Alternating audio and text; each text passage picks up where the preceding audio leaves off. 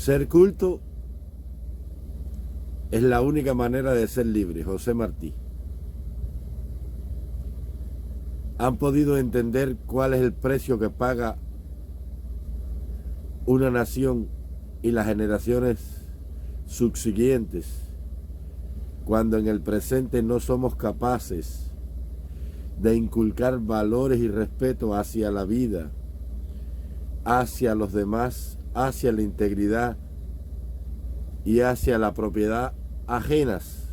¿Vieron las nefastas consecuencias que trae en una sociedad cuando los padres no son capaces de educar a sus hijos en la concordia, en la comprensión y en el respeto hacia la integridad personal y colectiva? Se dieron cuenta cuando el pueblo cubano a principios de revolución se cogió todo lo que no le pertenecía y fue cómplice de este ladrón y de estos ladronzuelos para despojar al rico y al que había logrado algo con esfuerzo, con sacrificio y con talento, para cogérselo fácil, olvidándose de una nación que lo mal habido se lo llevaba el diablo. El que inventó los refranes los inventó porque él vivió esa experiencia personal en más de una ocasión. Ahí están las consecuencias. Ahí está el precio de haberse codeado con el mal para que me dieran casas y tierras y pertenencias que no eran nuestras, que se las quitaron con la fuerza, con el terror y con la intimidación aquel que en Cuba las tenía, cuando despojaron a los ricos. Las consecuencias de la ignorancia un pueblo las tiene que pagar bien cara. Ahí está el caso de nuestra Cuba, de nuestra nación, de nuestra patria. Ahí está el vívido ejemplo. 3,5 millones de cubanos por el mundo. Miles ahogados, miles fusilados, miles desterrados, miles encarcelados y más de 10 millones atrapados en la fauce de esta tiranía, muriéndose de hambre, sin suministros médicos, sin atención médica, sin cosas elementales para la vida como agua. No tienen una botella de agua para beber. Ese es el precio de no haber educado a los hijos en el respeto y en los valores éticos y morales. Cuando el niñito viene a la casa y trae una cosita robada y tú se lo permites por gracia, lo vas imperceptiblemente deformando para la vida y vas calando y cavando su propia tumba. Hay que educar, hay que enseñar, hay que corregir a los hijos y a veces hay que disciplinarlos aunque nos duela. Porque hay que enderezar las espaldas torcidas del carácter en los años tempranos de la juventud y de la niñez, cuando todavía se pueden enderezar. El hombre nace recto, decía Rousseau, es la sociedad quien lo tuerce. Y por esas cosas que llegamos a sociedades así y terminamos viviendo en las condiciones que vive hoy nuestra nación. Es terrible el cuadro de dolor y muerte que vive el pueblo de Cuba por todas esas cosas. Tenemos que educar a las generaciones subsiguientes.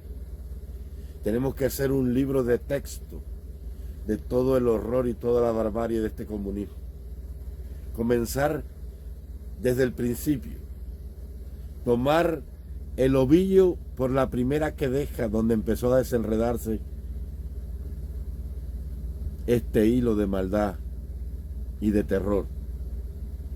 Enseñarles al pueblo de Cuba dónde estuvo nuestro fracaso, como padres, como sociedad. Porque nosotros donde fallamos fue en el hogar, cuando no fuimos capaces de inculcarle a nuestros hijos una sociedad bien educada, es una sociedad salvaguardada y resguardada contra el mal. El mayor tesoro de una nación no es el petróleo, no son los diamantes, no son los valores en la bolsa, no es la infraestructura ni el PIB.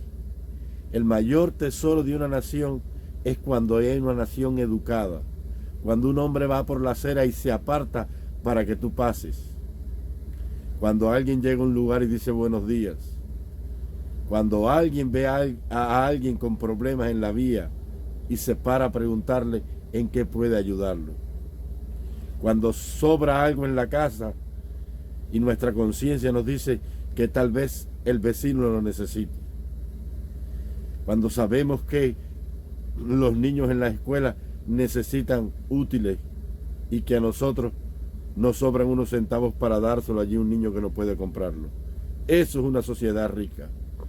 Eso es una sociedad salvaguardada perdón, y salvada para el futuro.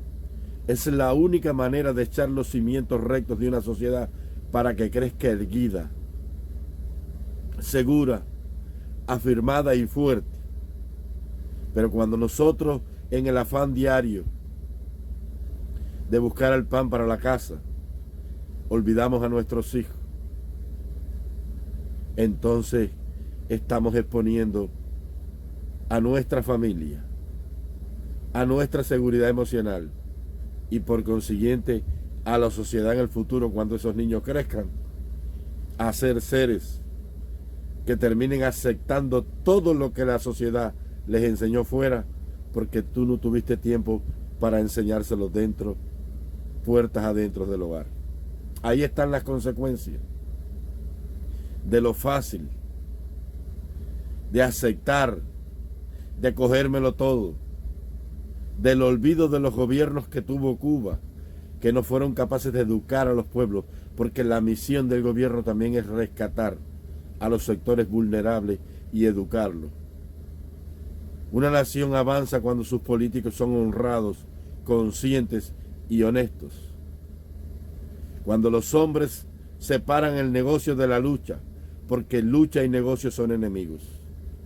Cuando los hombres luchan por principios, por ideales.